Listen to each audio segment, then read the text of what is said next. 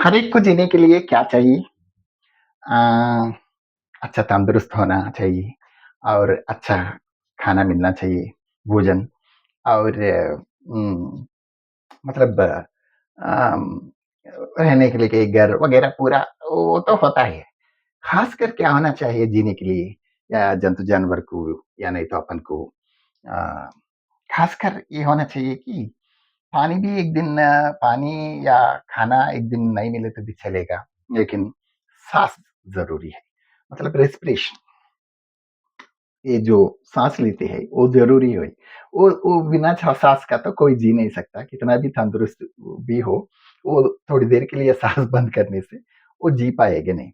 तो मतलब साँस की ज़रूरत है, साँस लेने की ज़रूरत है। तो ऐसे ही नाट्य भी एक तरह का जीवन समझे तो नृत्य भी एक तरह का जीवन समझे तो उसको चाहिए कि हँसता उसका प्राण है, उसका जीवन है, उसका श्वास है।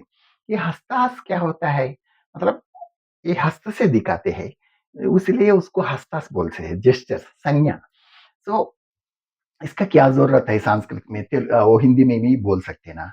बोले तो हाँ, ठीक है, हिंदी में अंगूष्ठी ये क्या बोलते हैं कि मध्य उम, अंगूष्ठी ऐसा अनामिका ऐसा कुछ बोलते हैं, लेकिन ख़ासकर क्या है, अगर मैं हिंदी में पढ़ लिया, तो मैं किसी हिंदी बच्ची को ये सिखा सकता हूँ, दूसरा बच्चे समझ नहीं सकते ये पूरा।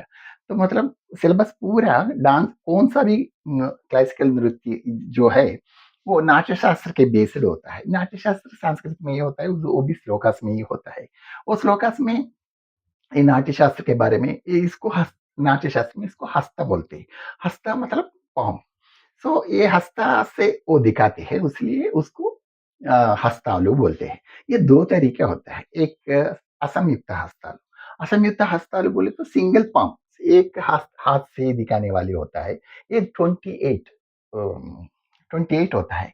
तो उसको असमता क्योंकि एक ही हाथ में दिखा सकते हैं, दूसरे हाथ की ज़रूरत नहीं। कई हस्ताक्षर दोनों के हाथ की ज़रूरत है, तो उसको संयुक्त हस्तालु बोलते हैं। वो 24 रहता है, तो 24 वो दूसरा टाइम मैं बात करूँगा। तो ये असममित हस्तालु 28 रहने से ये इसको डांस की प्राण कैसा होता है बोले तो, किसी चीज़ को एक्सप्रेशन से आप भाव दिखा सकते हैं, लेकिन किसी एक डियर मतलब हिरनी या नहीं तो साँप और कुछ क्या मोर वगैरह ये हाथ में ही दिखाना पड़ता है। तो इसलिए इसको हस्तास बोलते हैं। ये हस्तास में कितना उँगलियाँ रहता है 5 तो हस्तास दिखाना बोले तो हस्तास की उँगलियाँ की ज़रूरत होती है। इसलिए पहले उँगलियाँ का नाम आप संस्कृत में जानना ज़रूरी है। ये क्या होता है कि अंगुष्ठा, तर्जनी, मध्यम अंगुष्ठा, अनामिका, कनिष्ठ अंगुष्ठा ये 5 उँगलियाँ का नेम है संस्कृत में। तो इससे हस्तासु शुरू होता है। वो 28 कैसा होता है बोल भी सकते हैं पताका, त्रिपताका, अर्धपताका ऐसा बोल लेकिन ये संस्कृत में श्लोका से शुरू होता है।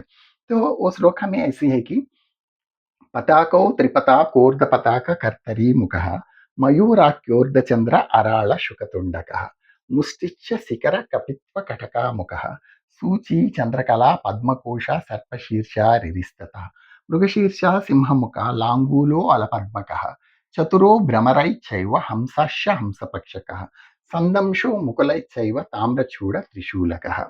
तो मतलब ये 28 ये श्लोका में आ गया है। तो अलग-अलग सीखे तो पताका, त्रिपताका, अर्धपताका, कर्तन ये ऑर्डर में होता है क्योंकि ये सीखना भी अपन ऑर्डर में सीखना पड़ता है। क्यों क्यों ऑर्डर में सीखना है बोलते एक है ईज़ी होता है। दूसरी चीज़ है ये उँगलियाँ एक के बाद एक जैसे पताका, त्रिपताका, अर्धपताका, कर्तरीमुख, मयूर, अर्धचर एक-एक उँगली से ऑर्डर से एक क्रम लाइन्स में आता है। तो उसके बाद ये इसको अपन कैसा यूज़ करते हैं मतलब अपन एक वर्ड बोले तो झाड़, झाड़ू ऐसा कुछ थोड़ा बदलने में ही आपको अर्थ बदल जाता है। तो वैसा ही इसका भी हस्त में भी एक ही हस्त दिखाने से बहुत सारे क्या बोलते हैं कि मीनिंग्स भी आ जाता है। फॉर एग्ज़ाम्पल पताक त्रिपताक ऊर्ध्वपताक कर्तरीमुख मयूराख्य ऊर्ध्वचंद्र अराळ शुकतुंडकः मुष्टिच्च शिखर कपित्व कटकामुख ये अलपद्मा बोल के एक आती है। तो ये अलपद्मा क्या होता है कि फ्लावर कास्केट मतलब फूल का सजा हुआ सो फूल सजाए सो बास्केट। उम, तो उसको अ, आला-पद्मा से दिखाता है। इसको क्या दिखाते हैं फ्लावर में दिखा सकते हैं, नहीं तो क्या है बोल के पूछ सकते हैं, नहीं तो ये हेयर दिखाते हैं बाल, अपना लंबा-सा बाल देवियों को रहता है ना, पार्वती वगैरह वो दिखा सकते हैं। कोम्ब बाल कैसा करते हैं, बाल कंघे करते हैं ना, वो भी दिखा सकते हैं। ऐसा भी ऐसा और इसमें उड़ने की दिखा सकते हैं। तरह-तरह की सुंदरता दिखा सकते हैं। तो एक ही हस्त में हर एक मीनिंग होता है इसमें। तो बाद में ऐसा अब कई चीज़ किसी को देने के लिए या ढालने के लिए ऐसा भी अपन जैसे डालते हैं ना, तो ऐसा भी अर्थ दिखा सकते हैं क्योंकि डांस में एक लैंग्वेज बन गया है ये। तो ऐसा होता है। तो इसकी ज़रूरत क्या है? तो ये सीखने से ही ज़रूरी है क्या बोलते हैं? हाँ, मैं श्वास बोल के वही बोला, श्वास कितना ज़रूरी है अपन को ये हँस-हँस की उतना ही ज़रूरत है। और कई लोगों को ये बड़ी मुश्किल हो समझते हैं। क्योंकि पता नहीं कई लोगों को ऐसा होता है मतलब मेरे को भी मैथमेटिक्स बोले तो बहुत डर है। तो ऐसा ही मैं लेकिन इंटरेस्ट है लेकिन उतना मैं बहुत डर गया पहले से वही आदत है।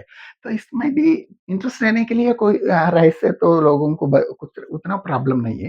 लेकिन होते हुए भी वो लोग संस्कृत सीखना या संस्कृत के साथ ये हँसता याद रखना ये थोड़ा कष्ट लगता है। कई एक्टर्स लोगों को मैं पूछा आप इतना अच्छे हैं, इतना सिनेमा में भी अच्छा डांस करते हैं, क्यों आप क्लासिकल डांस नहीं सीखे बोले तो? वो बोलते हैं कि हाँ, वो संस्कृत में नोट्स रहता है साहब, वो हमारे लिए बहुत मुश्किल है, वो हफ्ता रोज़ वगैरह याद रखना भी बहुत हमारे को मुश्किल होता है, ऐसा बोल चुके हैं कई लोग 1-2 लोग। तो मतलब किसी को ईज़ी लगा, किसी को मतलब मुश्किल रहता है, उसमें कोई बुराई नहीं है। लेकिन ईज़ी होने के लिए पहले आप ये करिए कि पहले ये श्लोका सीखिए। ये छोटा श्लोक है। अब मैं बताया ना तो उसको बिल्कुल छोटा सी 1 मिनट में ही खत्म हो जाता है। एक एक आध 1 एंड हाफ मिनट्स में ही खत्म हो जाता है 2 मिनट में के अंदर।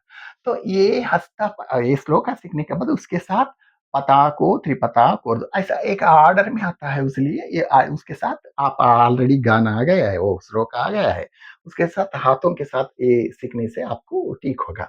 तो मतलब ये हर एक डांस में है क्या बोलते हैं? हाँ, हर डांस में है क्योंकि नाट्य शास्त्र से ही हर एक डांस पताका, त्रिपताका बोले तो हर एक डांस में यही होता है।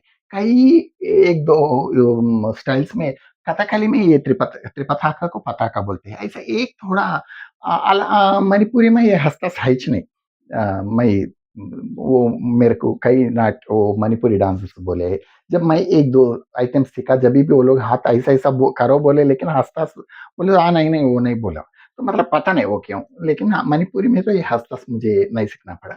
लेकिन कथक, कुचिपुड़ी भरतनाट्यम, ओडिसी इसमें तो मुझे सीखना ही पड़ेगा। मतलब यही है। तो अलग सीखने की मैं पहले भरतनाट्यम से शुरू किया। मैं जब भरतनाट्यम में मैं ये सीख लिया, तो बाद में दूसरा स्टाइल सीखने जब मेरे को कोई ज़रूरत नहीं पड़ी सीखने की। मतलब मेरे को ये यही तो संस्कृत है मतलब नाट्य शास्त्र से आए हैं, इसलिए सबका भी यही होता है। इसमें ये तो शास्त्रीय है, मतलब शास्त्रीय हस्तास है, 28 में एक हाथ में जो बताया। तो अशास्त्रीय हस्तास भी कई है।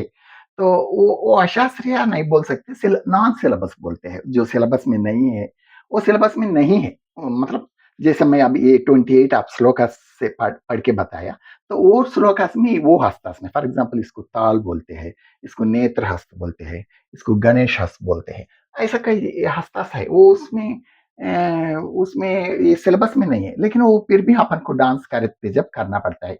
लेकिन उसको ज़र ज़रूरत है तो आप सीखिए, नहीं तो मत सीखिए वो। लेकिन ये तो ज़रूरी है, जो शास्त्रीय सिलेबस में जो है वो तो ज़रूर सीखना पड़ेगा। वो अशास्त्रीय का कितना भी है 100 तक भी हो सकता है।